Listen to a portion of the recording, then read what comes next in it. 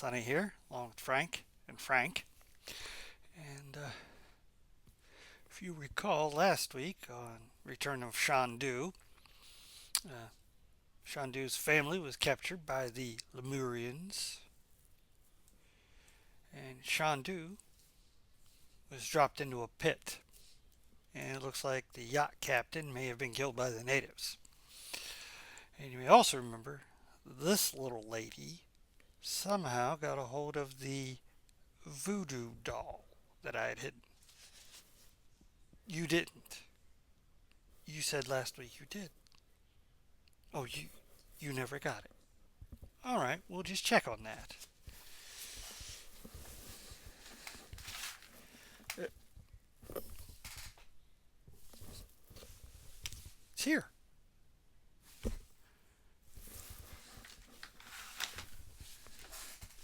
How'd you do that? Don't. We'll get to Chandu while I try and figure this out.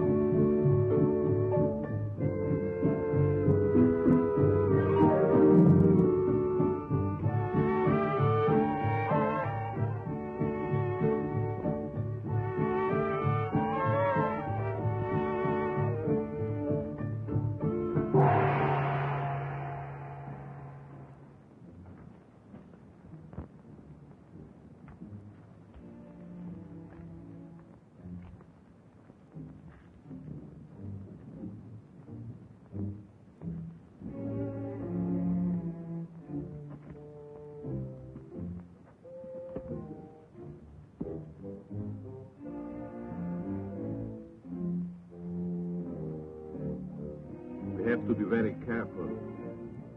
This place is surrounded by savages.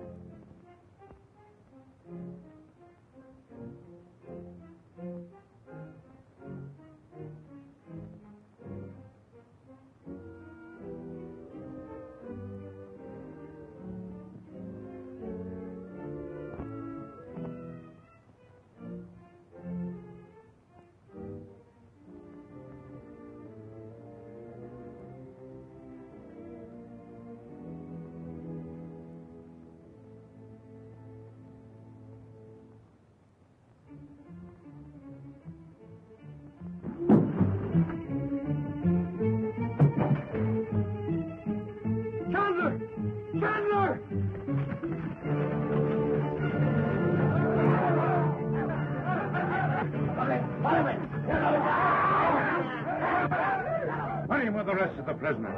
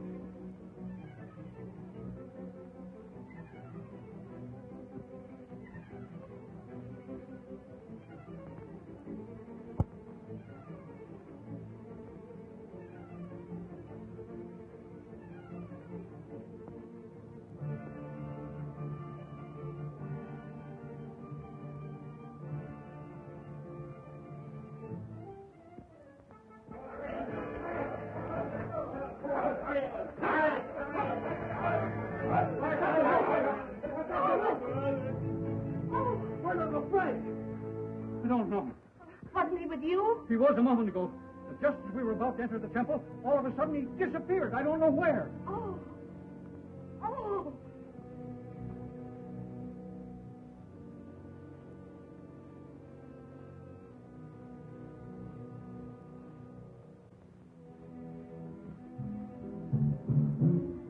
All are now prisoners of the passage. I have Chandu. Chandu is in the endless passage, from which none escape. Hast thou forgotten that Binyan underestimated the powers of this Chandu and lost his life? Thy words are true, O mighty voice. But this Chandu is now within the curtain of Ubasti, deprived of his magic powers. No magician is without power so long as he lives.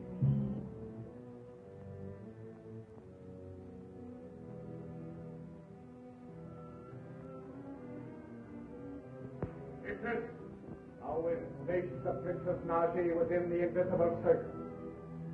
yes, master.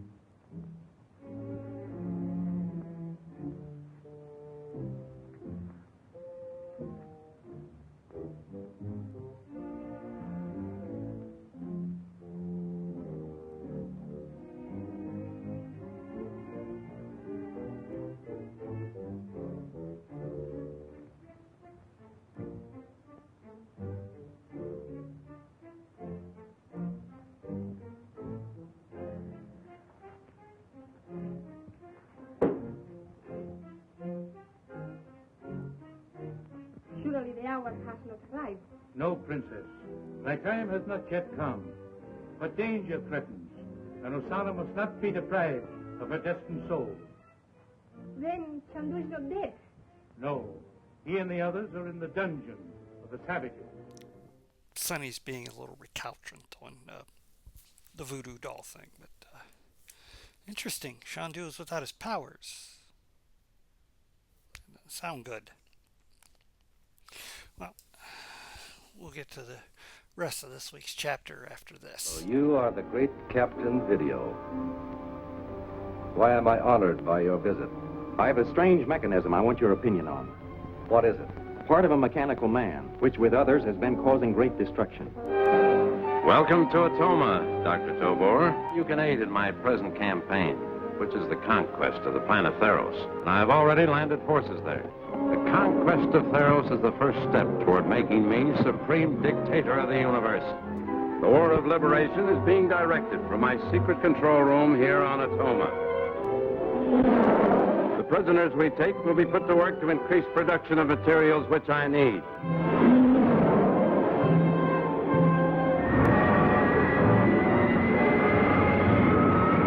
Quick, into the safety compartment.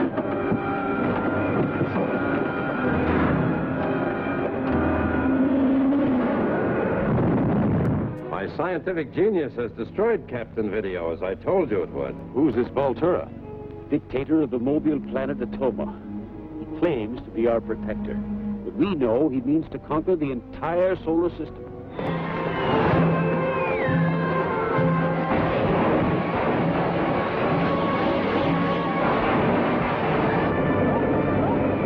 Voltura of Atoma, the supreme scientist of the universe.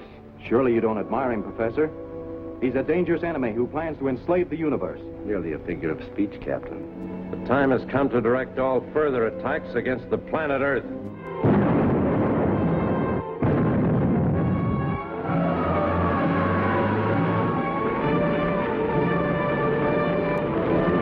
The explosion was felt throughout this area.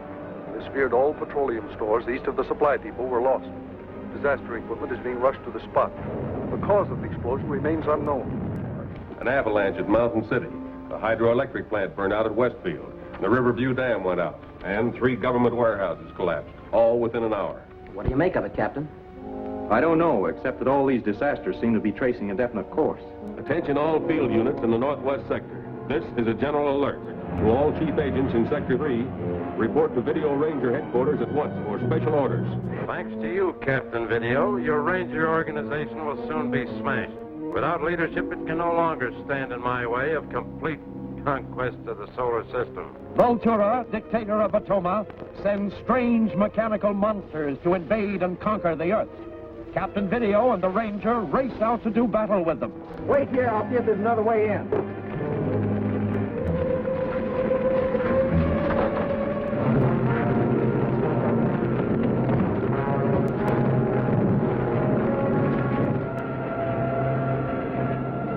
I'm freezing solid. Does this mean that Voltura is to start his invasion of the Earth? Who will continue the fight against Dr. Tobor's men? What powerful new weapon will Tobor come up with now?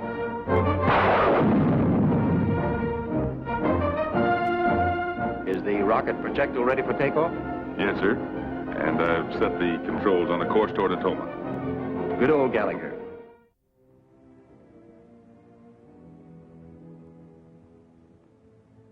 And tonight, at the full of the moon, the savages feast. Thou wilt be beyond the reach of mortal hand.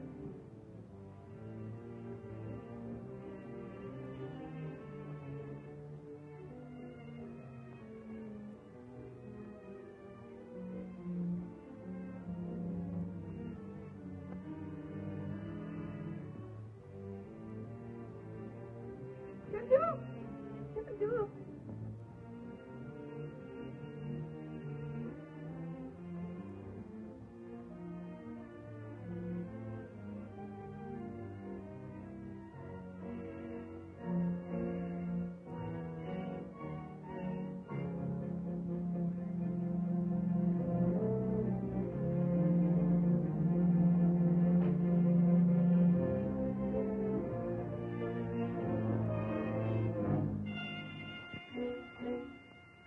Princess Naji, you are now within the invisible circle. Chandu! Chandu! If Chandu were here, you could not reach him.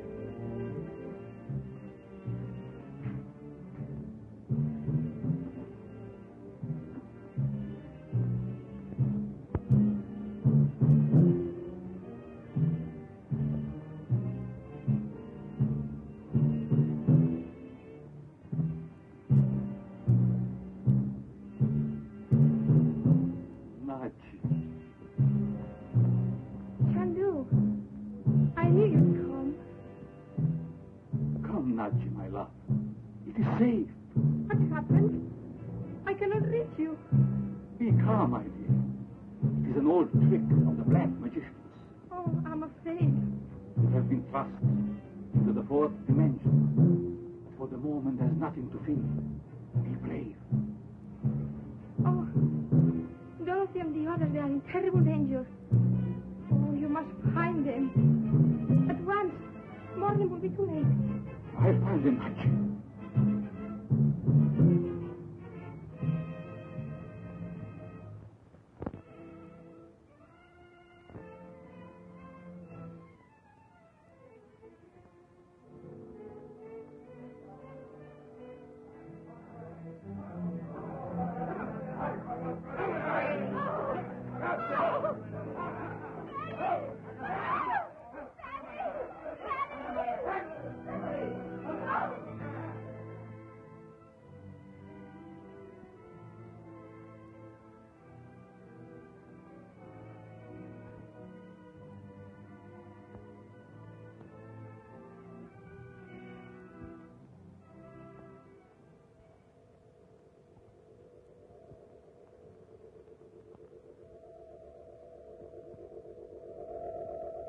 O Yogi, my teacher, hear me.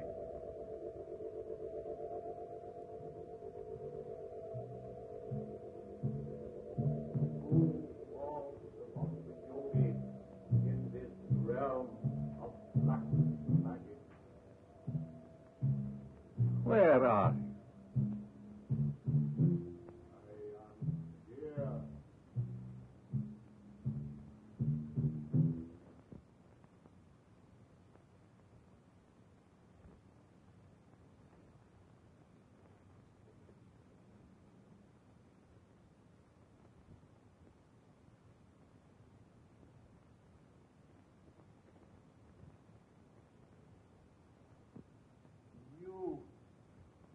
are a follower of the yogi.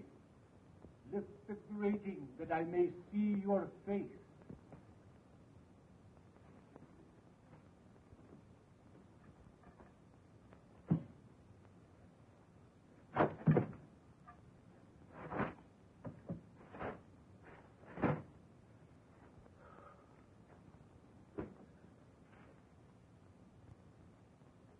Who are you?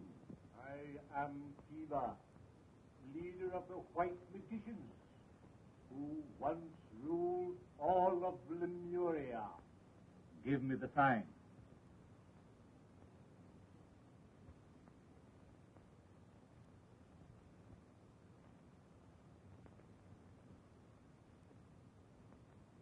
Brother. I have been imprisoned here for many years, since the white magicians were overthrown. And you? In the east, I'm called Chandu. Chandu, the magician. But here in Lemuria, I'm not able to use my power. The black curtain of Ubas. Yes. I came here to rescue Naji, princess of Egypt. But my family are prisoners now in the hands of the savages. Then there is no time to lose. The savages do not hold prisoners after the rising of the moon. Get up!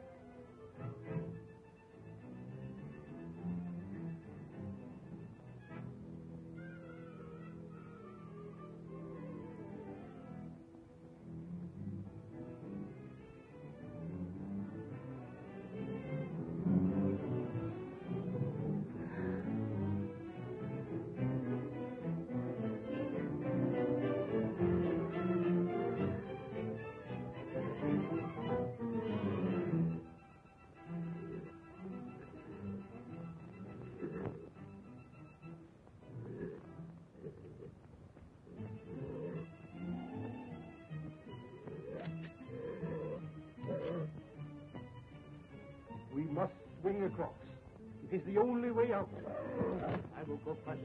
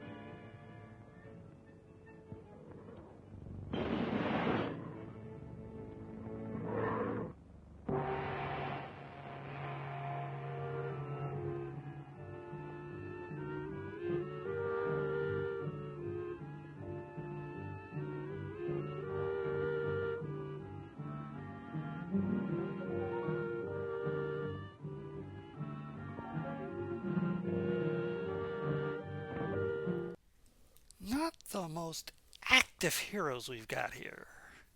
Took forever with that swinging across the chain. No wonder it dropped Chandu. Still looking for Sonny. But We got to get on to our feature, Man with Two Lives, in which man in an accident may have actually had his soul transferred with a executed murderer, gangster. Starring Edward Norris, it's Man with Two Lives, right after this.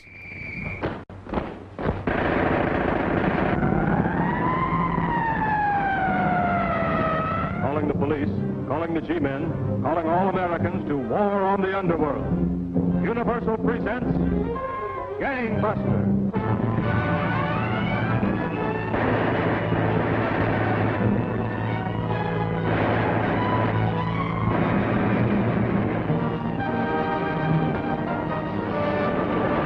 First they rob a bank, obviously for the loot. Then they blow up an office building or kill some poor harmless citizen without even taking his watch. They act like madmen.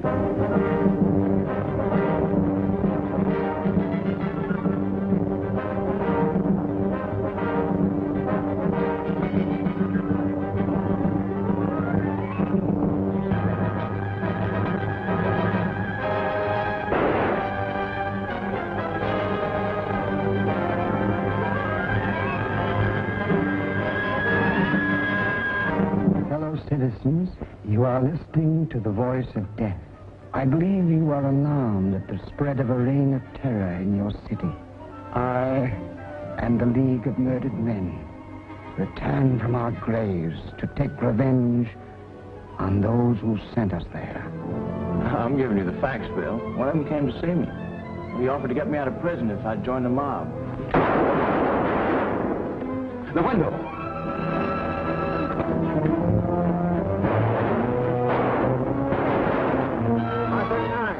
North 4 degrees east. Officer, that's where that message came from. Scatter a squad around that block and search every room and basement in it. Tim and I'll go on ahead.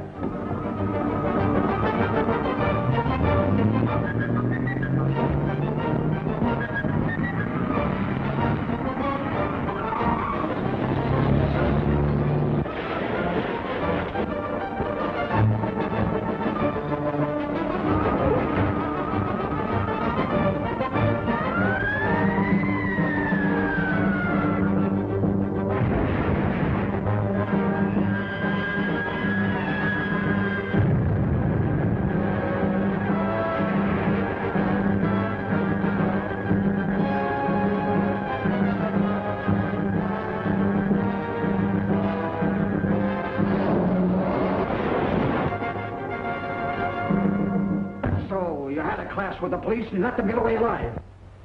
I didn't suspect any of my men could be so stupid. What use are you to me now that they know you're my sight? Take off. I'll take care of this one.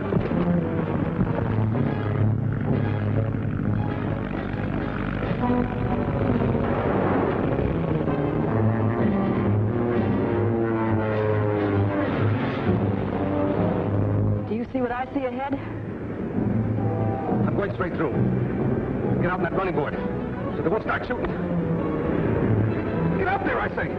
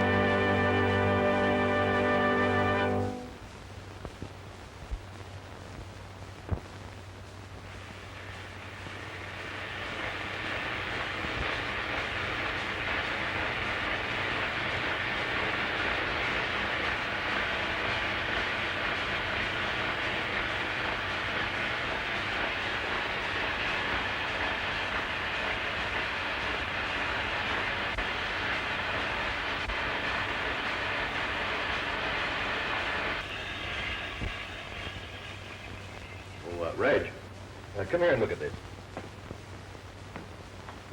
Why, it's functioning splendidly. That dog's heart hasn't missed a beat in 189 days. And just think what this will mean to humanity. If we can revive in the human anatomy hearts which have stopped functioning. And I'm certain we can. Oh, don't you think you'd better run along now? You haven't much time to dress for your brother's dinner. Aren't you coming with me? I'll be along shortly. I have a few things to attend to first. All right. Mr. Philip Bennett to see you, Dr. Clark. Oh, have them come in. Hello, Phil. Hello, Reg. Still puttering around with those artificial organs, huh? Why don't you save living ones instead of giving life to dead ones? Not half as fascinating. How are you, Philip? What brings you up here at this time? Well, I know how Dr. Clark feels about any sort of social function, so I thought I'd stop by and ensure the pleasure of his company this evening, by force if necessary. Well, that'll not be necessary. As a matter of fact, I was just about to leave with Reg. I wish I weren't so squeamish. I could be working here right now with the great Dr. Clark. What's wrong with being third vice president of Dad's bank? Oh, just a sinecure, that's all. I'd give anything to be doing the kind of work you're doing, experimenting with the unknown. Well, perhaps you should have finished your medical course. Who, him? You should have seen him the first time he walked into a dissecting room. He knocked 6 students over in his haste to get out. Can't stand the sight of blood. Does something to me inside. Just a soft. A rather commendable trait. Shall we go? All right. I'll drop you off the apartment. Give you a chance to change into your dinner clothes. Oh, I knew there was a catch to it.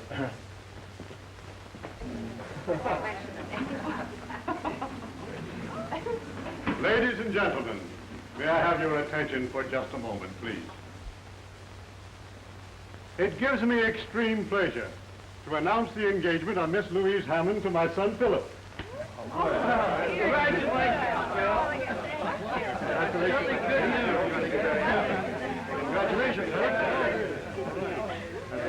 You're a lucky fellow, Philip. If Louise hadn't fallen for you, I might have stood a chance. Reggie's in love with you, you know. Fine situation, isn't it? My brother in love with my future wife. At least it'll ensure harmony in the family. Oh, that's a consoling thought. Oh, I'm sure you'll survive the blow without any severe damage. I'm wounded for life. I've already resigned myself to the life of a bachelor. They make a charming couple, don't you think, Professor Toller? Perfectly suited for one another. Right. Besides that, they're very much in love. I think that's rather important, too.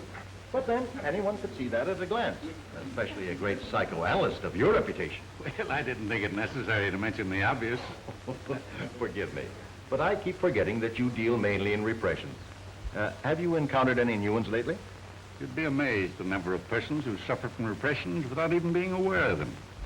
You know, they're prone to blame their misfortunes and unhappiness on, anything from indigestion to the neighbor's piano playing, without realizing that's something that they innocently carry up here. And how do you manage to drag it out of them, Professor? Merely by permitting them to talk about themselves. Strictly between ourselves. Don't you think that a bicarbonate would be a quicker and much more effective cure? My dear doctor, you constantly belittle my profession without making any effort to understand what it's all about. I venture to say that even you could stand the services of a good psychoanalyst. I? Well, I have no repression. Oh, but you do have delusions. Delusions? Yes. Aren't you, even at the present time, conducting experiments that you hope will someday be perfect enough to enable you to revive the dead heart of a human being, thereby reviving life? It's perfect enough for that right now. I've already brought dogs, rabbits, and cats back to life. They're running around my laboratory now just as spry as they ever were. Proves my point. Since when has man had the right to bring back life after it has been taken away by the Creator? You must realize that there's something more than mere physical being involved in this. My dear doctor, you do suffer from delusions. But beware, I warn you, work to ease the pain of the living, not to bring back the dead. You forget, Professor, that I am a doctor, and as such I'm concerned purely with the physical. Oh, now, come, you two. This is a party, not a debate. Oh, forgive me. I had no idea we had an audience. Will you play something for us, Louise? Yes, do, Louise.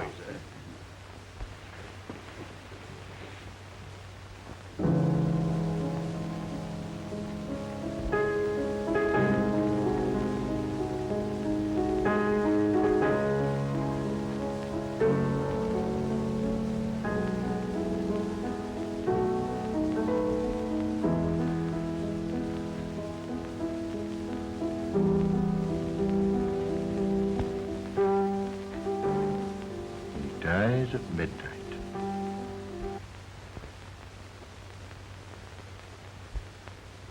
Who dies, Doctor? Oh, I'm sorry. I'm very sorry. I didn't mean to say anything. I was thinking about a chap by the name of Panino, Wolf Panino.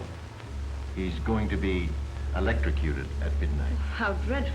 Panino. I've read a great deal about him. His criminal activities.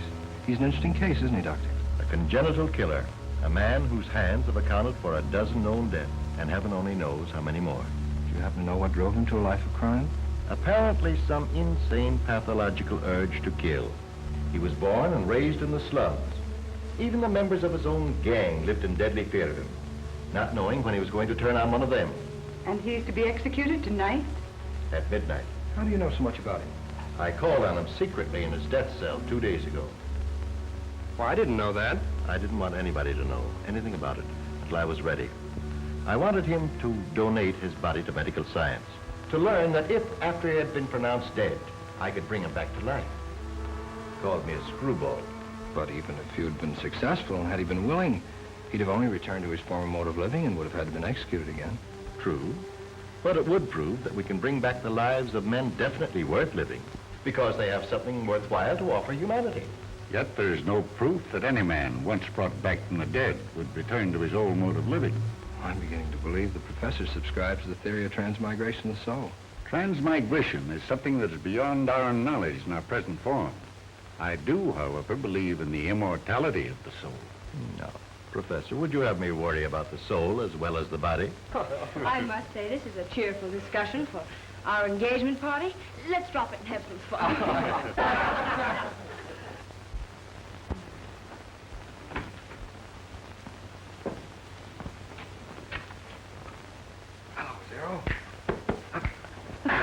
Boy, thought you'd be asleep by now. I can see where you're going to spoil him terribly. Oh, don't worry about that. We're great pals. We understand each other thoroughly, don't we, huh?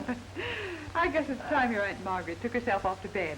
Now, don't stay up too late, you two. No, I've got to leave right away. I've got an early appointment in the morning. Good night, darling. Good night, Aunt Margaret. Good night. Good night. Come on, Zero. Happy? Mm-hmm. Gee, I hate to leave. I never seem to get enough of it. I'll remind you of that after we're married. This is one love that marriage won't cure it.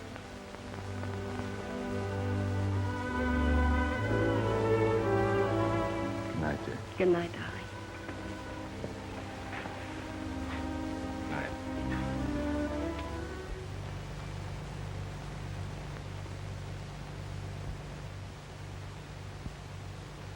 A special news bulletin from the state capitol. Governor Mason has refused the plea of Wolf Panino's attorneys for a last-minute reprieve, and the killer will be executed at midnight. Well, that seems like enough exposition to start a film with. And oh, here you are. Come here. Okay. How'd you return it? Well, if you didn't, who did? You don't know. You're not throwing the blame away, are you? Looks like I'm going to have to question some more people around here. We'll get back to the flick after this. Now, you cannot be serious.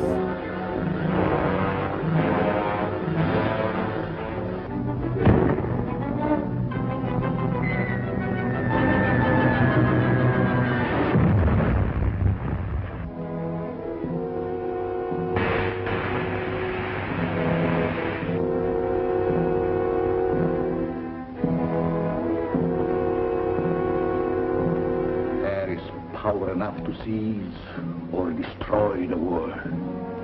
Take this girl away. Come on, lady. Captain West, I want to know the connection between this plane crash and Dr. Zorka's death. And unless you tell me... All right, arrest her. It must work. As the Phantom, there is nothing that I cannot do.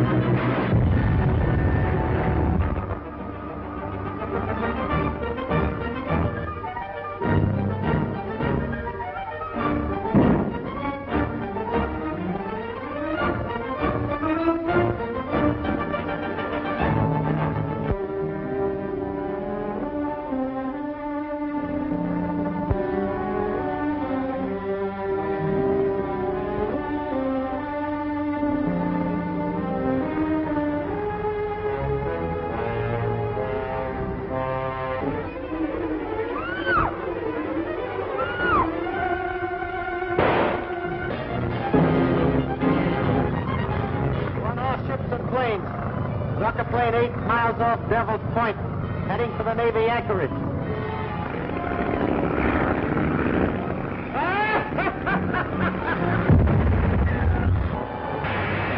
Bob, look!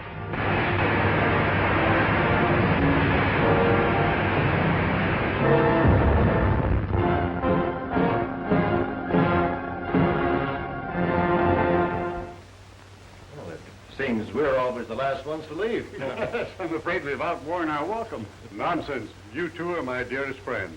You know, you're welcome here anytime. I don't know of anything more interesting than your constant discussions.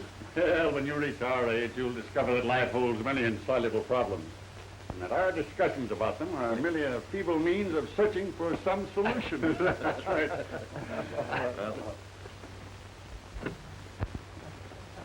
Good night.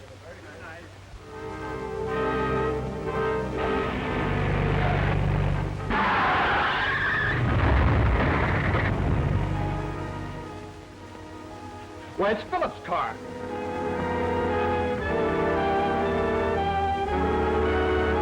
Reg, get your medical kit.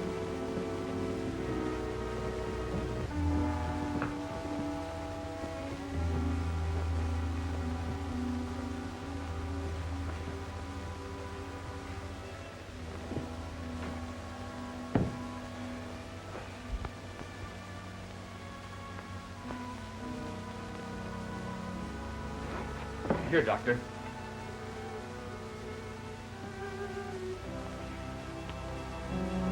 That'll not be of any use now. Shock killed him instant. What? It can't be. It's impossible.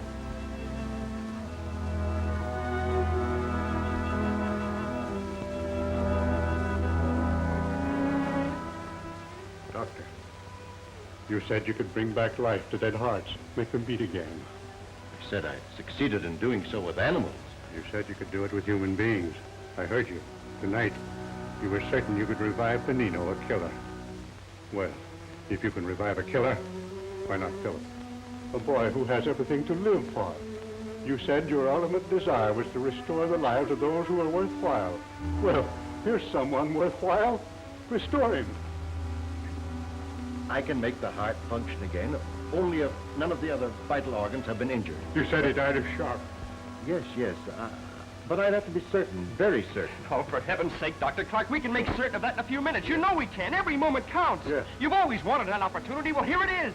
No, let the dead stay dead. He is my son. I want him to live. Well, Doctor? Very well. I'll try. I'll get my car and bring it around to the house. Yes, hurry. Benino refused me. And now...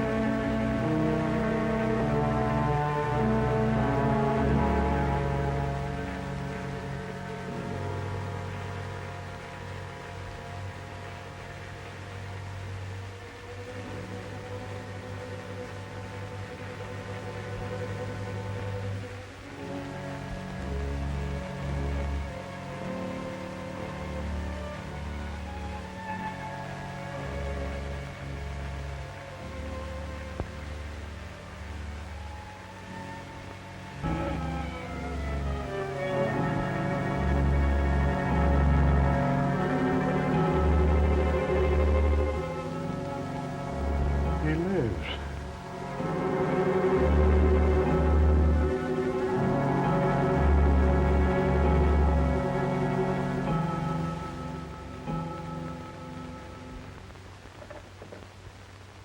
How do you do, Professor Todd? Is Mr. Bennett in? He's in the drawing room, sir. Oh, all right. Thank you, sir. Well, how are you, Hobart? Hello, Red. Hello, Professor. Sit down. How is it today? No change at all. You know, it's been 5 days since this happened. You know, I can't understand it. Louise is with him now. Dr. Clark took her into him. Did he recognize Louise? Did she arouse any memories? He acted the same with her as he did with us. It's as if he'd never seen her before. She had to be introduced. He remembered nothing? We had to tell him she was his fiancée. Does she know the reason? Not even she must know. No one must know the truth. Remember that.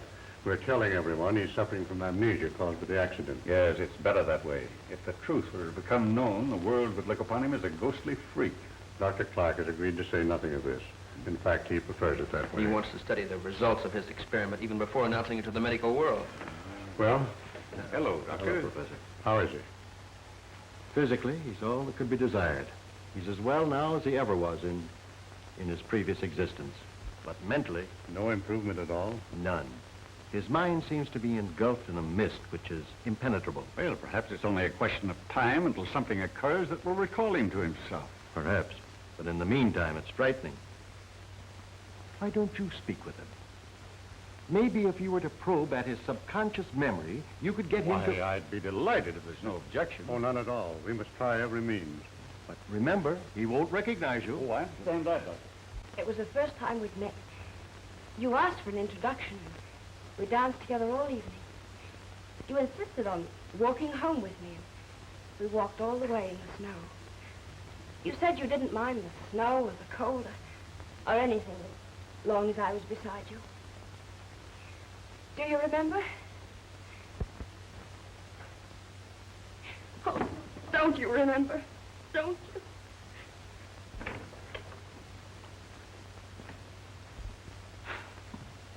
He's been standing like that ever since you left. I want Professor Toller to talk to him alone. I understand.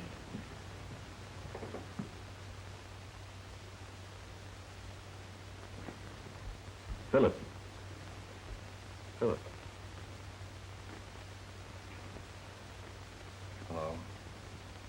This is Professor Toller. He's a friend of yours. Hello, Philip. I'll leave you two alone. Won't you sit down, Philip? I'd rather stand. In order that you may feel perfectly at ease, I want to assure you that outside of Dr. Clark, I've been closer to your family than anyone else. I've watched you grow from a boy of 10. Now, suppose you tell me what you've been thinking of since your accident. I don't know. It's all confused. Well, try and go back a bit. Maybe we can strike a responsive chord. Something that will penetrate all this confusion. Do you remember anything of the time you spent at Croton Prep School? Never heard of the place. Do you recall anything of your years at the university? No, not a thing. Why are you looking out there? What are you looking at? What is it that attracts you? What do you think of when you look out there? What comes to your mind first? Questions, that's all I get. Do you remember this? Do you remember that? Well, I don't remember anything, and I don't care, do you understand? Now get out of here and leave me alone. Go on, get out. I never heard him shout like that before. Well, he would always respond to Professor Toller. Why should he order him out? Can't understand it. Can't. Others impossible. Well, I must put it out of my mind. What's impossible, Professor? What? Nothing. I was just thinking out loud. Do you think he'll recover soon? People do get over amnesia, don't they? Amnesia? Oh, yes, it is amnesia in a way. But don't worry, my dear. It's only a question of time.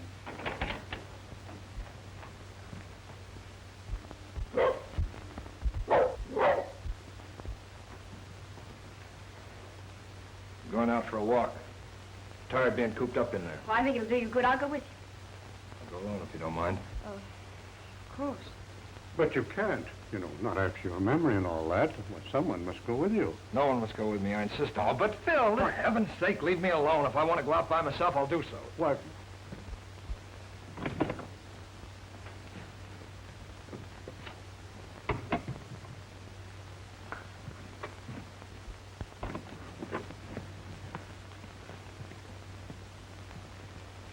Just as I thought.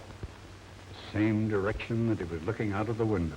He's hailing a cab. Seems to be getting rather surly since his miraculous resuscitation. All right, Frank, what do you know? No.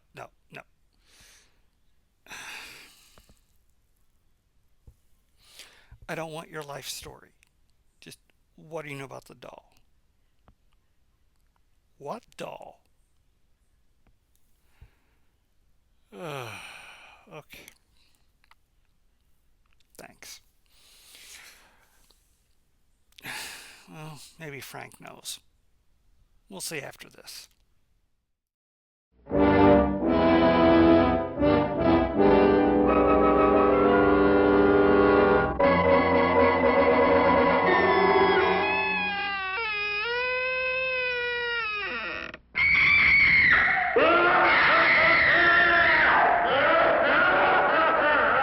I'm Vincent Price, and you're invited to my party in the house on Haunted Hill, where so far the ghosts have murdered only 7 people.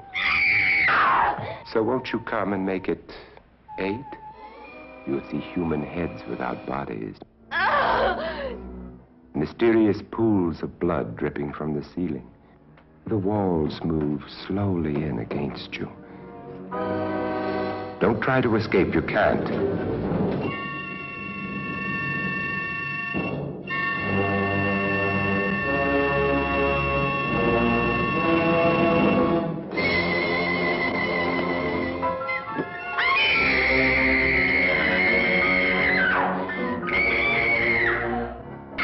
You ready, dear? No. Are you ready, dear? Yes, damn you.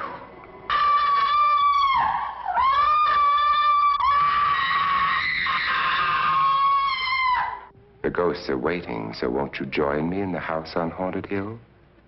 Hurry, or you'll be late for your own funeral.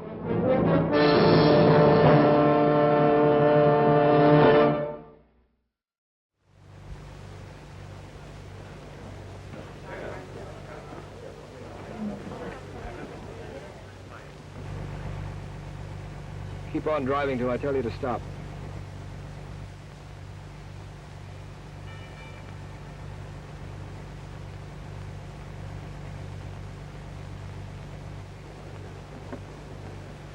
Pull up over here, driver.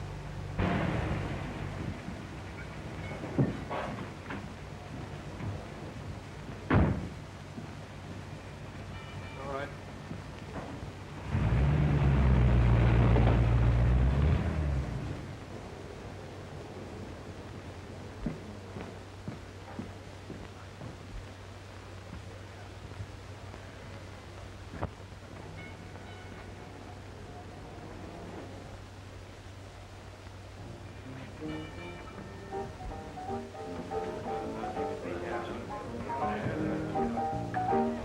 Hey, since when you been getting the carriage straight? I never saw him before.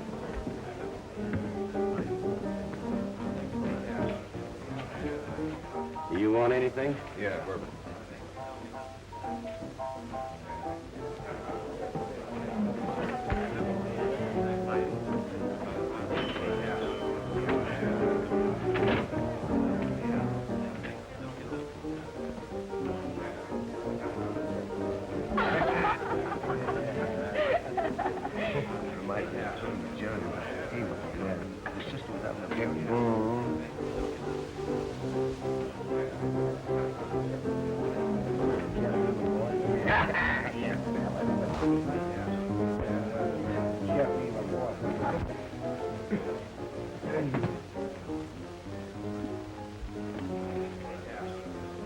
Hey, what's the big idea? Scram out of here.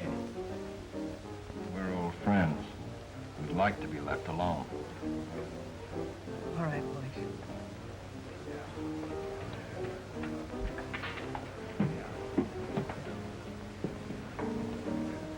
Why'd you stare at me like that? I don't know. Felt I had to talk to you. Well, I guess I ought to feel complimented, especially coming from a man of your sort. My sort? Anybody could tell by just looking at you and hearing you talk that you don't belong in a dump like this. What did you come here for? Maybe I came here to meet you. You sure know how to hand it out, don't you? What's your name, anyway? My name's Philip Brown. You could have said Jones. Yes, I could have, but I happened to think of Brown first. Live around here? Yeah, just around the corner. My name's Helen Langle, and it's no phony. Not married, are you? Are you taking the census around here? No, just curious. Well, I met a lot of funny ducks in my day, but you sure take the cake. Maybe you might be interested to know that I was sort of engaged until a few days ago. Yeah, Wolf Panino. What happened? Did he walk out on you? Hey, don't you read the papers? He was burned. Sent to the chair. They called him a killer. Not a very nice guy to have as a husband. Oh, I don't know. Treated me nice enough. Of course, sometimes I think he talked about getting married just to make me feel good. You know, respect him. Kind of fond of him, huh? Yeah, I was. Well, here I am back in circulation again. Must get kind of lonely at times. I'd like to see you often. Kind of sudden, ain't it? No, I don't think so. You know, I feel as though I've known you for a long time. Like we were friends. Old friends. Strange, isn't it? Yeah. Funny. I feel the same way about you. Come back. Hi, Bill. Hi, Gifford. Well, Helen. Hello, Gifford.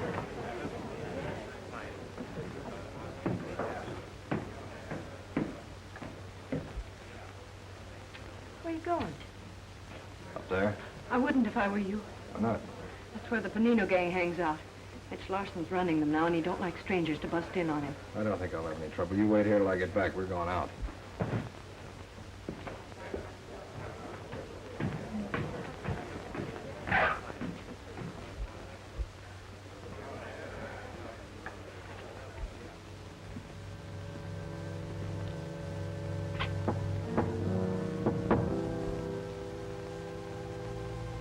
Who can that be?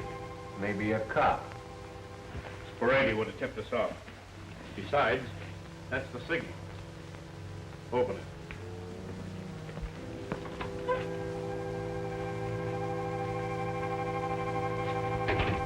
How'd you know the signal? Oh? Yeah. You knocked too long and too short.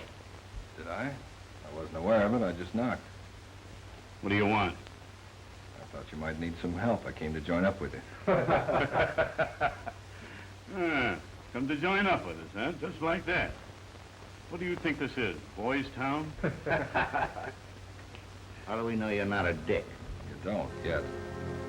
What are you trying to pull off here? Go on. Get out. Beat it. Don't! Don't! Don't!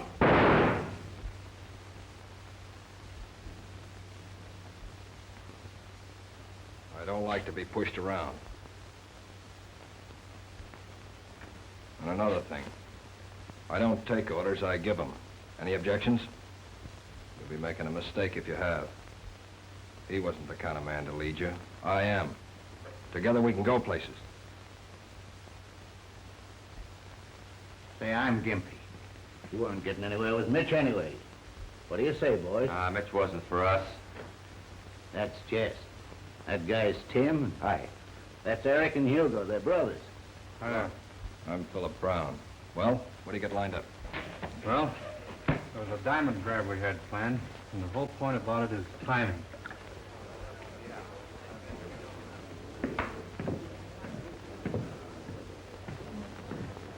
Well, what do you know about that? thought Mitch would kill you. I was just waiting here to find out one way or the other. The other, there's no more Mitch. Are you kidding? I'm heading them now, just like your old friend Panino. You're what? Mm-hmm. Say, just who are you, anyway? I told you. Yeah, I know, Philip Brown. Well, whoever you are, Mr. Brown, you sure got what it takes. I got what it takes where you're concerned. Suppose you find out for yourself. I will. Come on, let's get out of here.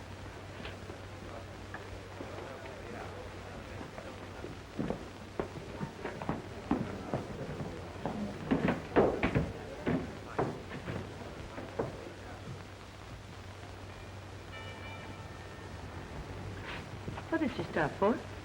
Strange. I feel as if I'd been here before. Well, that is funny. I live in this house. That's good. Well, say, we going out first? Well, there's plenty of time for that right now. I'd like to see your place. Mind? You don't waste any time, do you? Well, all right. But don't forget, I'd like to go out.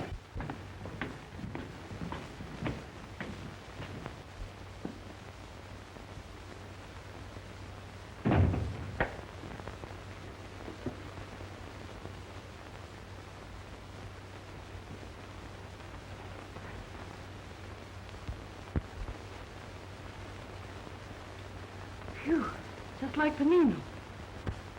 Say, if I didn't know better, I'd swear it was him. Well? Running.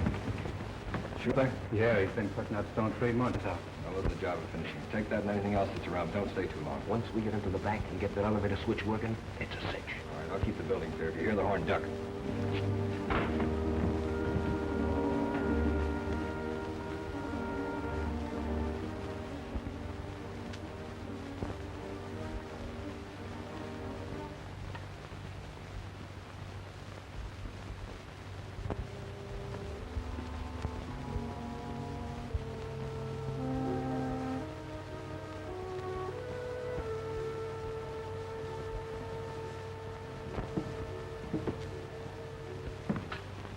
Officer? Sure. You must have been working late tonight. Yeah, just on my way home.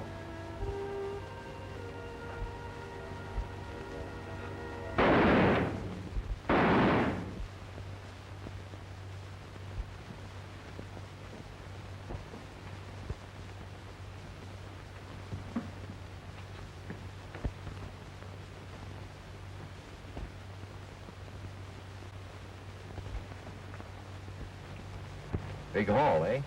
Yeah, bigger than you think. Split up my share, boys.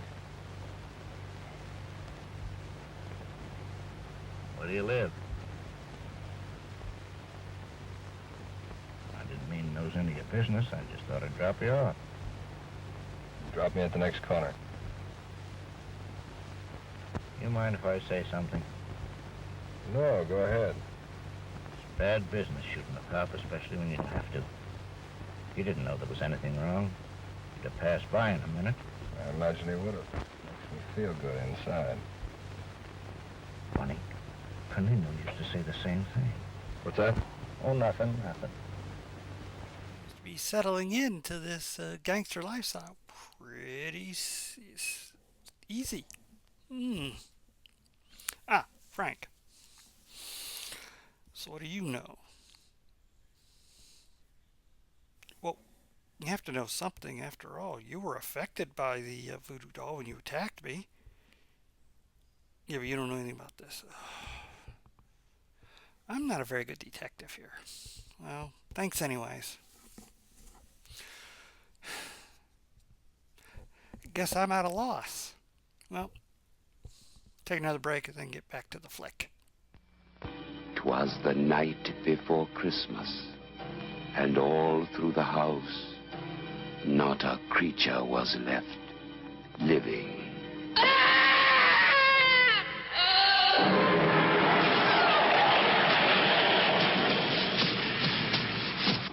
His hands. Somebody cut off his hands. Silent Night, Bloody Night, starring Patrick O'Neill and Astrid Heron. Yeah, Butler wasn't kidding. Nobody's lived here for years. Don't laugh at me. I want your ID. Some maniac escaped from Margaretville.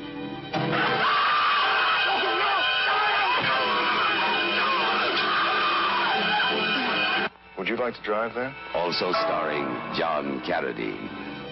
Was the night before Christmas. And all through the house, not a creature was left living.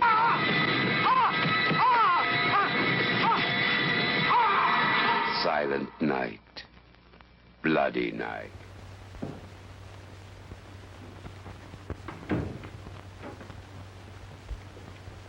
Philip! We've been waiting for you. Where have you been? Does it matter? Why, of course it matters, son. You know, you shouldn't be out so late. Alone? Not since your accident. Oh, Phil, can't you see we're concerned about you? We were almost going to send the police out to look for you. Where did you go? I wish you two would mind your own business. I'm fed up with having everybody cluck over me like a bunch of old hens. If I want to go out and stay out, I'll do...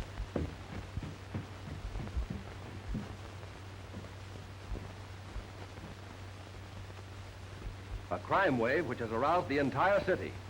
During the past 2 months, 10 men have been killed indiscriminately. Officers, watchmen, spectators.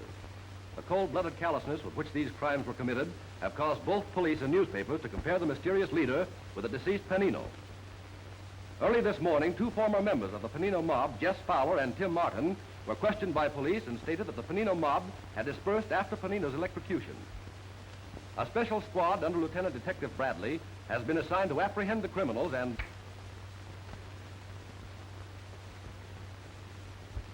Two months now. 2 months. And his conduct becomes more and more extraordinary. Sometimes I can scarcely believe he's my son. Is he still so brusque? That's putting it mildly, Doctor. I hate to admit this about Philip, but he's often downright offensive. He seems to have no consideration for any of us. I wonder what he does when he leaves the house. I wish I knew. Sometimes he's gone for days at a stretch, and when he returns, he refuses to tell us where he's been. He insists it's none of our business. But it is. It is. We may find in these mysterious disappearances some explanation for his unusual conduct. We must find out where he goes and what he does. Doctor, is there any earthly reason why Philip shouldn't recollect something of his past? I'm frank to admit that I'm completely mystified by it. Surely Professor Toller must have some idea of the cause of Philip's strange behavior. I've asked him repeatedly. Yes? Well, it may be only my imagination, but it seems to me that every time I question him, he seems to be ill at ease and refuses to give me his opinion. Why? Well, I've no idea. As I've said, it may be only my imagination. However, he was most anxious to hear all about Philip and made me promise to keep him informed about his conduct in the future. Hello there. Hello, hello. Hello. How was the shopping tour? Wonderful. Terrible. Take my advice, Dr. Clark. Never go shopping with a woman. They ask your advice about one thing and then turn right around and buy something else. Where's Philip? In the library. Is there any change? No, dear. I'll go in and talk to him. I've been meaning to ask you this. It's about the plans for our marriage. You see, Philip doesn't remember anything about it, and Oh, but of course, if you think it would be best to be married as we had planned, why, Louise, tell me, do you still love him? Well, I think I do, only he's so different. He doesn't seem to be the same Philip I knew. Then I think we should wait until he's fully recovered. Yes, that would be advisable.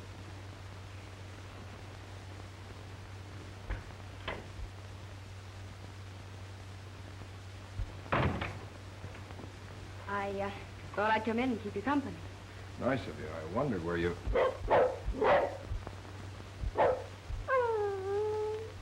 Get him out. Get him out of here before I...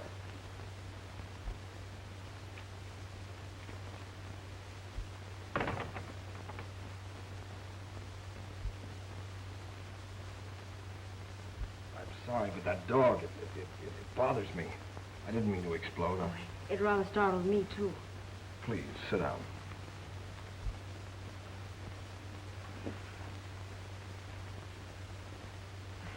Reg and I have been shopping almost all morning.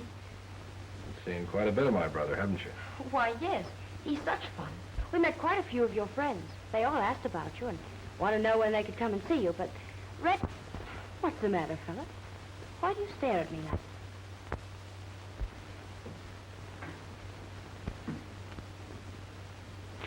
Philip, please! What's the matter? You said we were engaged, that you were in love with me. Yes, but... Well, are you afraid of me? Don't, Philip. Philip, please. Philip, let me go, please. Well, what is it? What happened? Nothing yet. Maybe that'll teach you to mind your own business. Philip, how could you? Oh, Rich. I tell you, that guy gives me the creeps. I'd give my right arm to know who he is. If you ever found out, it'd cost you more than that. He must have plenty of cash. Never once takes his cut. You'd never figure a guy like that would have a hunk of ice where his heart ought to be. Funny thing, but every time he walks in that door, I think of Panino. That's why he gives me the creeps. He uses his rod like Panino did. Doesn't care how often it goes off or in what direction. Oh, well, what's the difference who he reminds us of? You got something there. A couple of more months like this, and I'm going to buy a farm somewhere and retire.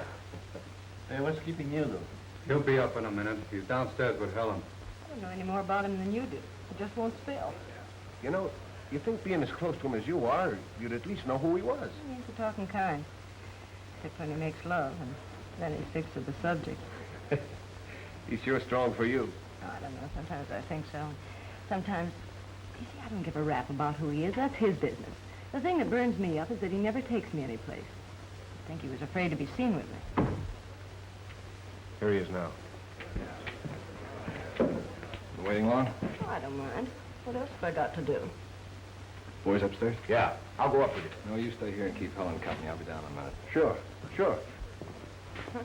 Look at the tourists coming in to see how the other half lives. They call this living. Be back in a minute. Looking for someone? Yes, my son, Philip Bennett. He just came in here. Who? Philip Bennett. He's very well dressed. A double-breasted blue suit and a dark hat. He came in just a couple of minutes ago. I think you must be mistaken. Nobody like that came in here. We're positive. We saw him enter. I said nobody like that came in here. You made a mistake. Your eyes must be playing you tricks. Now beat it. Where? Come on. He'll have to come out sometime. Let's wait in that doorway.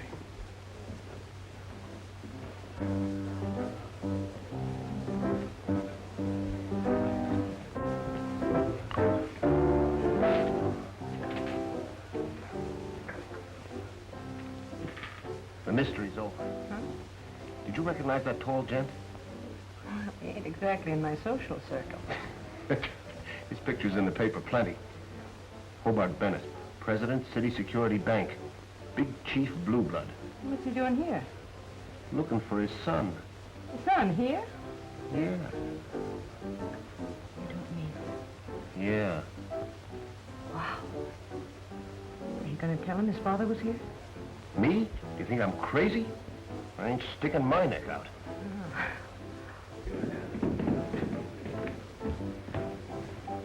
All right, let's go. See you later, Hugo. Yeah.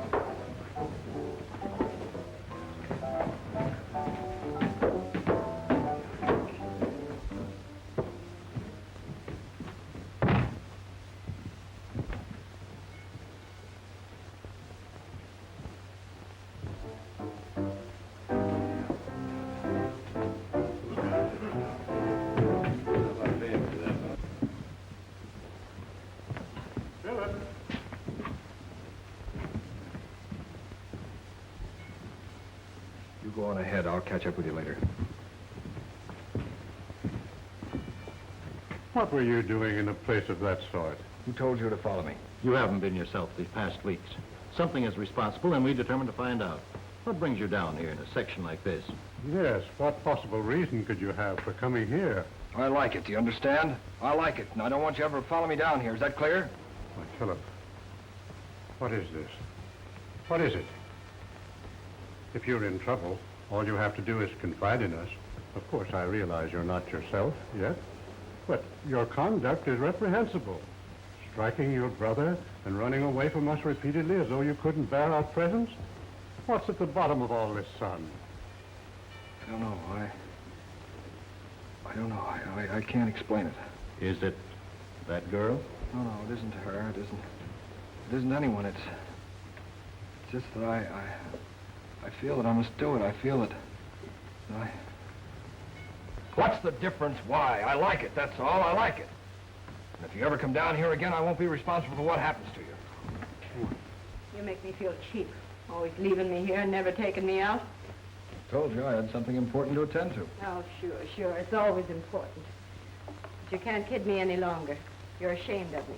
You're afraid some of your high and mighty friends might see us together. I don't know what you're talking about. Oh, don't act so innocent, Mr. Philip Bennett.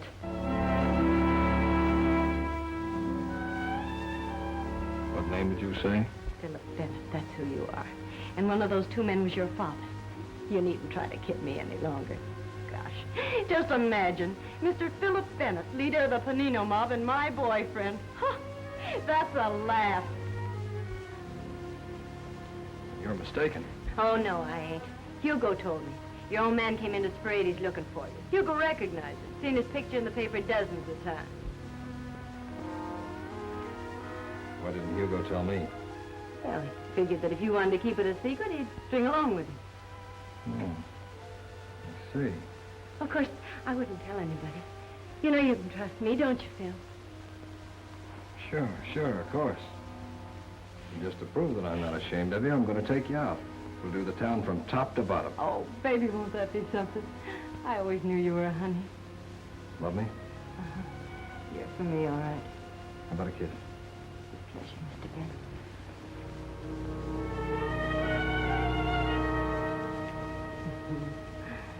I really go for you, Phil. I really do. More than I ever went for anybody before. Phil, not so tight. Your hands. You're choking me. I know. About time we got body count started here. What kind of horror film is this without any people getting knocked off to hit left and right? Oh, working down everything I've figured out so far to see where I stand. Let's see. It disappeared. It returned.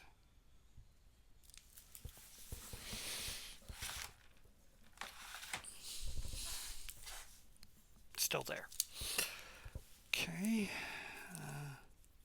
Sonny says no. Frank says no. And Frank says no.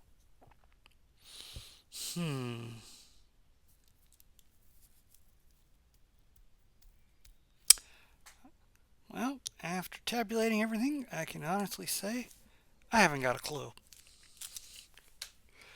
Oh well. We'll get back to the flick after another trailer.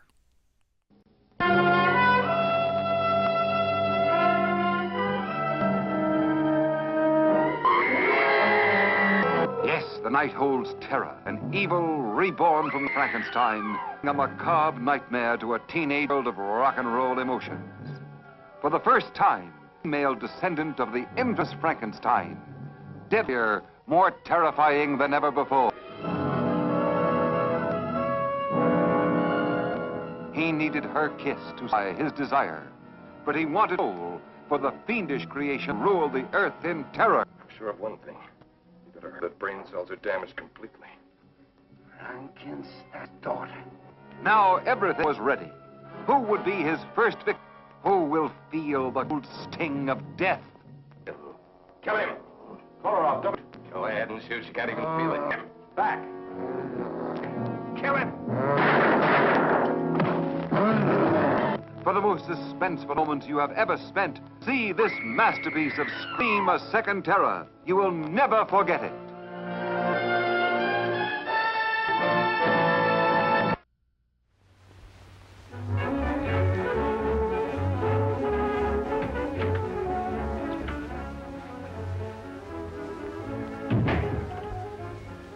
Hello, boss. Where's Eric? Oh, down the street getting some sandwiches. Why don't you stick around and have a bite with us?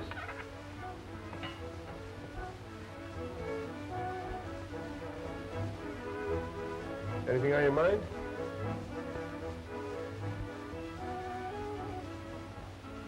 Yes. Why didn't you tell me my father was asking for me? Now, wait a minute, boss. I didn't tell anybody. You told Helen? Yeah. Yeah, but she was with me when he came in. I didn't tell nobody else. I swear by all that's holy I didn't. On my mother's grave, I swear. Nobody'll know, not even Eric. Don't, boss. Don't!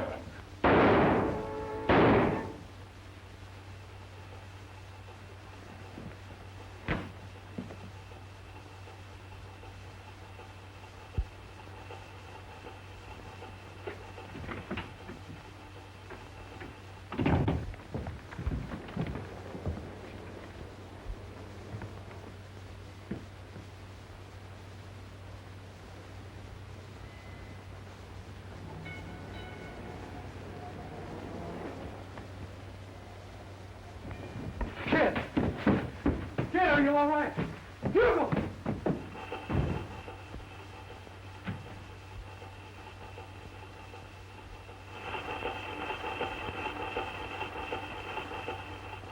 He seemed to be trying to explain it to us.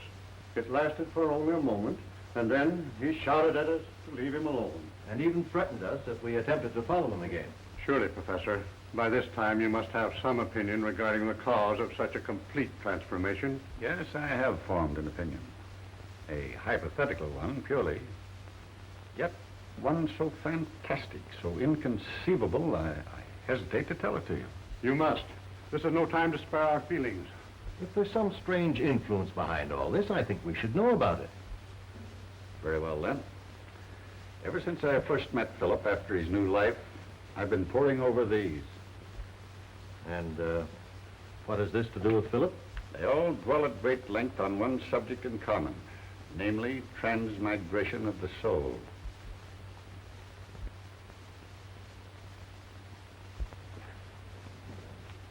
That's impossible. Doctor, you remember the night of Philip's death? That I told you, whereas it might be possible for you to revive the body, you would also have the soul to contend with, and you scoffed at me. I still don't believe it. This is incredible. How else do you explain the sudden change in Philip after he was given new life? How do we know there is such a thing as a soul? My dear doctor, the existence of the soul is something upon which all religions, all philosophies thoroughly concur. They may not agree regarding transmigration or the manner of its immortality, but as to its actual existence, they leave no reflection for doubt. Oh, I can't believe it. If such a thing as transmigration of soul exists, then we three possess the souls of other persons who lived before us. We do not possess the souls so much. The souls possess us. That is, if we proceed along the theory of transmigration. But Philip was 27 years old. Surely he'd remember something about his past. You forget, Doctor, that while you revived the body, the soul escaped. And it is the soul that is the memory, not the body. What manner of soul possesses him now? Whose soul has he? That is something that it will probably never be in our power to determine.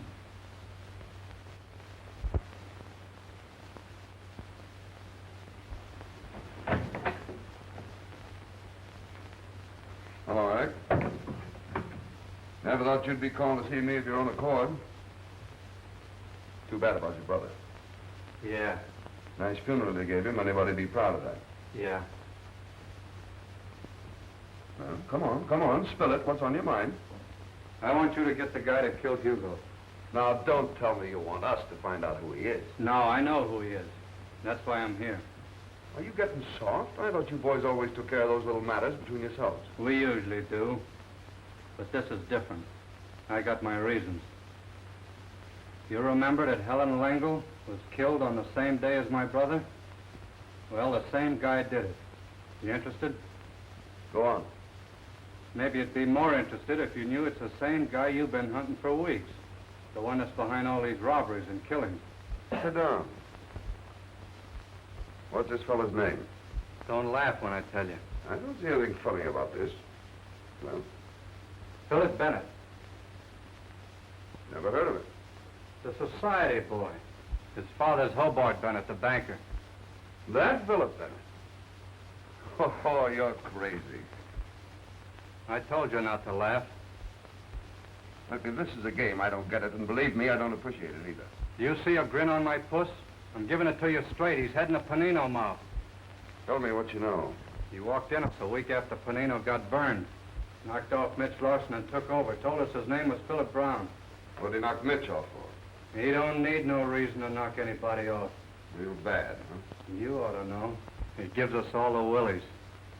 Works just like Panino did. What makes you so sure he's Philip Bennett? Hugo recognized his old man when he came around Sporades looking for him. Hugo told Helen. That's how come they both got at the same time. You still got your good health. He didn't know it. Hugo told me, too. Or else I wouldn't be sitting here. How come you didn't take care of him yourself? Too easy.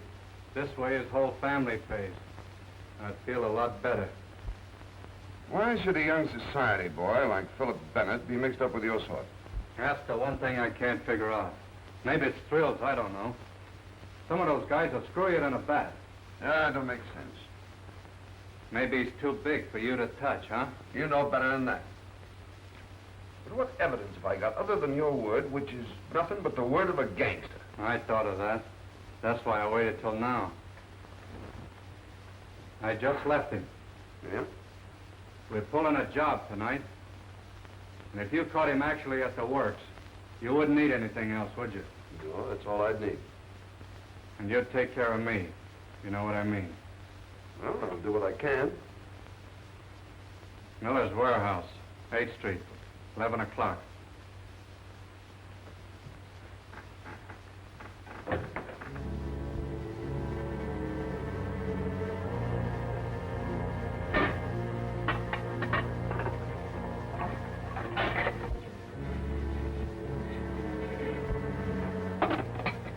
Poor sap that owns this joint's in for a surprise when he opens up. Hugo would have got a kick out of this job. Yeah, he sure would have. Come on, cut out the gab and start getting this stuff down to the car.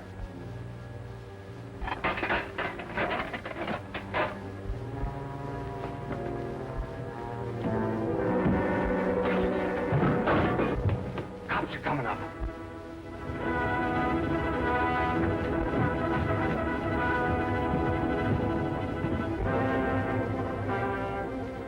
Come on out of there. You haven't got a chance.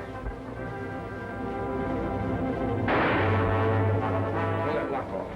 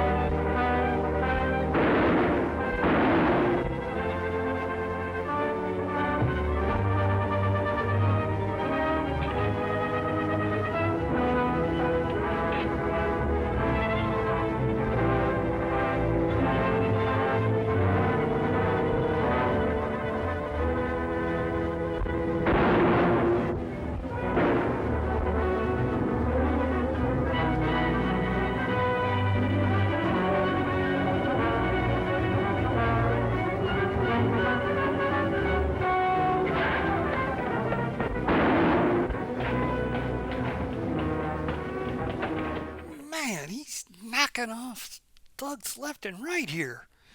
Finally getting some good action in this flick. Yeah. Hopefully, this won't have a depressing ending. But you never know. This is early 40s. Starting to get into some noir territory. What? A letter? Okay. Thanks. Got a letter. Let's see what we got here. Okay.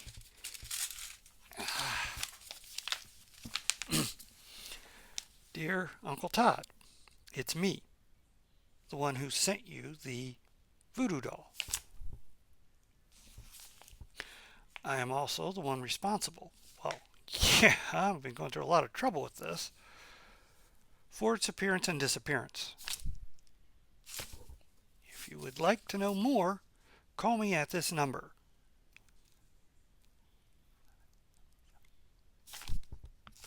I better look into this. Meanwhile, let's get on to the last act of our flick, Man with Two Lives. From Haiti, land of the voodoo, comes the most infamous cult of all.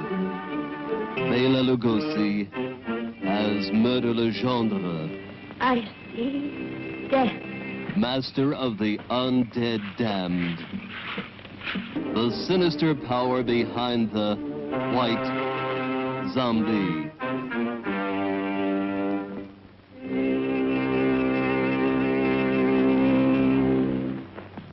Zombies? Yes. They are my servants. This soul killer takes men from their graves to be his slaves.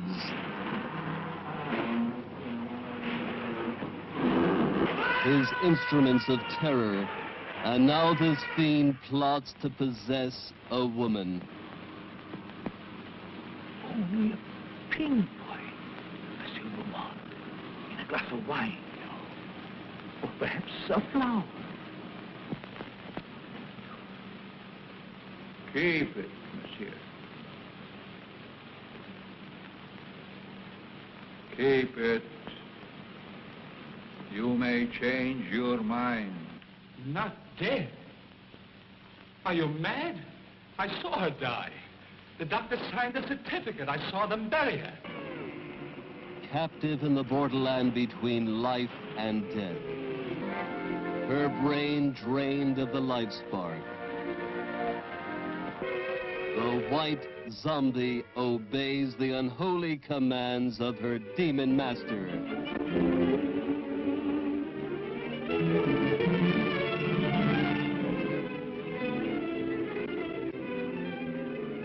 As mindless creatures carry out his cursed will, terror explodes in horror and heartquake. Zombie! Allez, allez! Never eyes so evil, never powers so potent, never magic so black. Bela Dracula Lugosi as the master of the white zombie.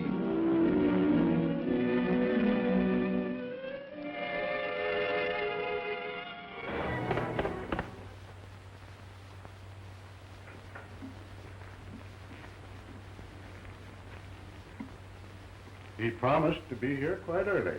Perhaps he forgot. Perhaps. But I reminded him again this morning. Oh, I'm sure he'll be here. Well, here he is now. Happy birthday, Philip. Huh?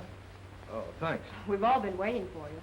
I'm sorry I'm so late. Well, I'm glad you remembered, son. I was beginning to fear we might have to celebrate your birthday without you. I got here as fast as I could. Yeah, you're all out of breath. Congratulations, Philip. Yes. Mine also. Thanks. I'll be down in a minute. I want to clean up a bit. Go right ahead, but don't be too long. I've had my eye on that cake all night. Well, I'm glad he got here.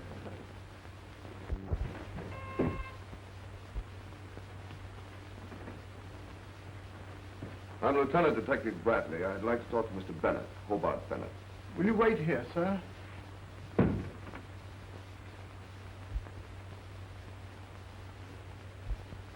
I beg your pardon, sir, but there's a Lieutenant Bradley of the police to see you.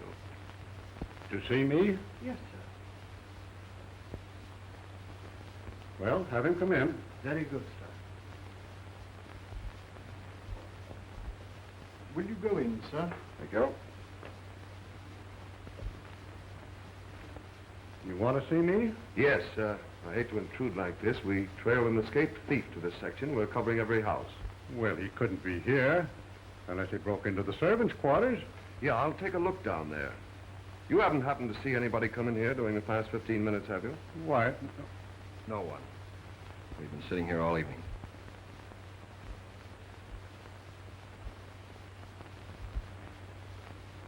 Oh, my eldest son.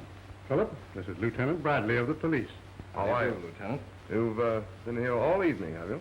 Yes, we're celebrating my birthday, as you can see. Say, that cake really looks like something. Isn't it about time you were cutting it up? Well, we're sort of waiting for midnight. See, everything of importance sort of takes place at midnight. New days, new years, births, deaths. Why is that, Lieutenant? I don't know. Strikes me one time is about as good as another for births and deaths. I think the mystery story writers have over-publicized it. However, there's something intriguing about the term midnight. Well, just to show you we don't hold on to superstition, we'll cut it up right now. You'll stay and have some, of course. I don't know if I can. Well, maybe just a minute. Good.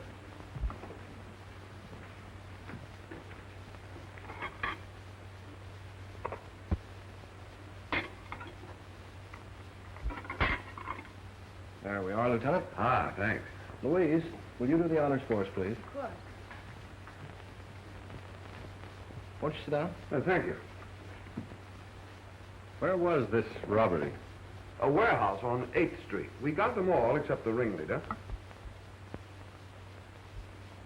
Do you know who he is? Mm-hmm. One of the gang tipped me off beforehand. Strange. He was shot, too. We couldn't tell them apart in the dark. Do you expect to get this ringleader? Oh, sure. Say, I wish my wife could make a cake like this. Yeah, we'll get him all right. No rush. What sort of fellow is he? Desperate. Very desperate. A killer.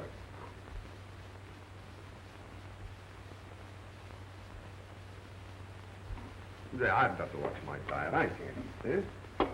Yes, this fellow's a real killer, all right. The funny thing about it is, he works just like Wolf Panino. And he's running the Panino mob. Odd, isn't it? Did you say Panino? Yes, you remember him, don't you? He went to the chair about 2 months ago. Doctor, that same night. What's the matter? Something wrong? Oh, no, just that we'd read about Panino in the papers. Now, he had nothing on this new fellow. Oh, now that I think of it, he has the same first name that you have, Philip. Philip Brown. Probably not his right name. Probably a phony. Maybe you remember reading about that boy and girl that were killed down the east side last week. They found out his real name, so he killed them. Some relative innocently went down to the place, and that's what gave it away. Where was this place? Oh, you never heard of it. It's down in the slum section. A place called Sporades. Sporades.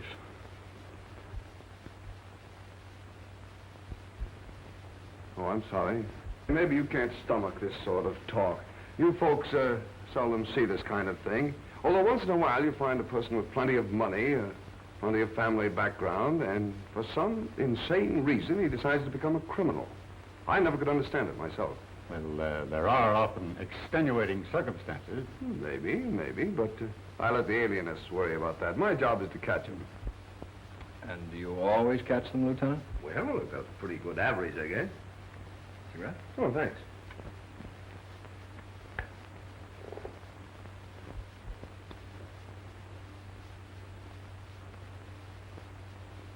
You, something stuck on your shoe. So there is. But no, none of it changed them. Must be some mud. It looks like tar.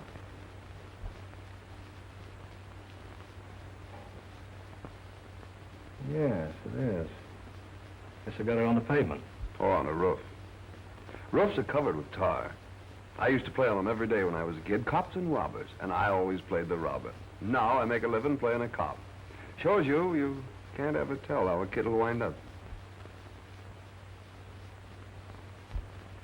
Well, I guess I better be going. Strange you didn't see anybody come in here. Oh, we picked up the cab driver who drove the fellow we're looking for away from the robbery. He says he let him off down the street and saw him run in here. Mind if I bring him in to take a look around? Oh, he couldn't be here. Well, then there won't be any harm done, will there? It's just one of those routine things. Won't take a minute. I'll bring him in. Just a moment, Lieutenant.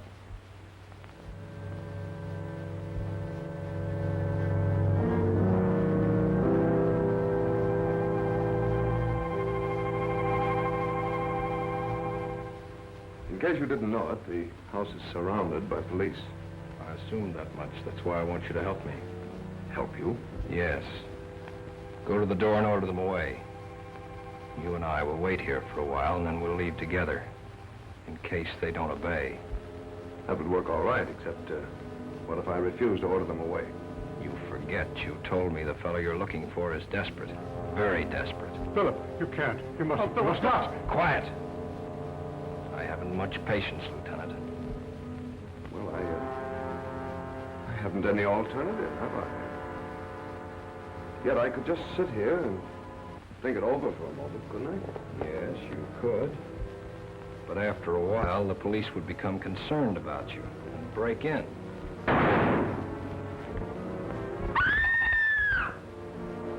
All going out of here together. Go ahead and walk ahead of me. You don't know what you're doing. You can't do this. You can't. I'll go with you alone, but not them, not Dad. We're going out of here together.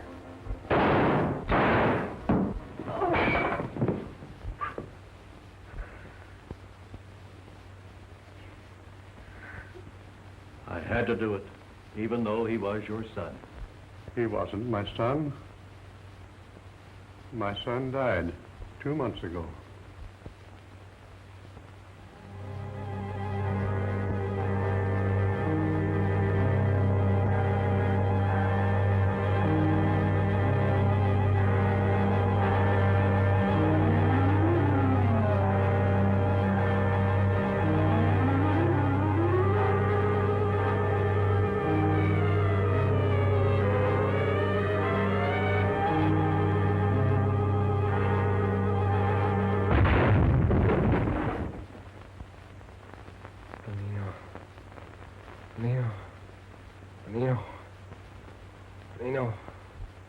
He's coming around. It's the first sign of life he's shown since the automobile accident. Concussion of the brain is a serious matter, Louise. For a while, I thought he'd never pull through. Nino.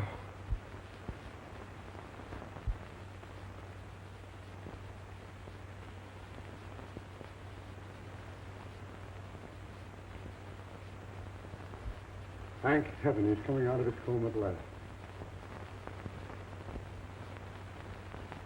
Don't try to move. Where? What? You've been in a coma for 4 days, ever since your accident. Darling, I'm so glad you're better. So glad. You'll never know how glad I am. A nightmare. A horrible nightmare. What is it, darling? Nothing. Nothing at all.